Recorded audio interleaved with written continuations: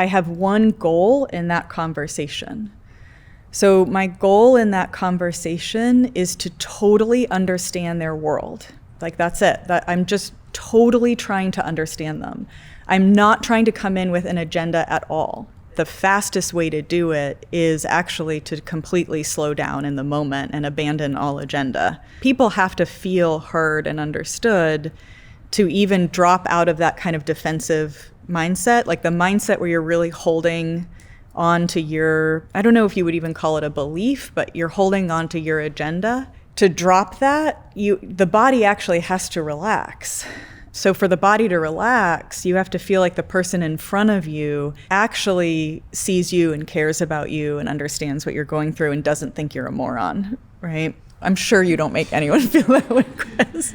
But you're describing my brand to the T.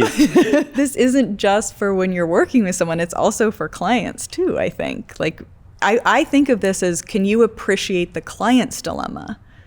Can you go in slowly and like really, really understand, like if they're waffling on spending more, like what is in that dilemma for them? So if you guys want to strengthen your relationships with your clients, think about this, that you need to slow down, that this is a valuable relationship and they do have a lot of power and leverage. And for you to try to rush through it is probably hurting you and actually a waste of time. Mm-hmm.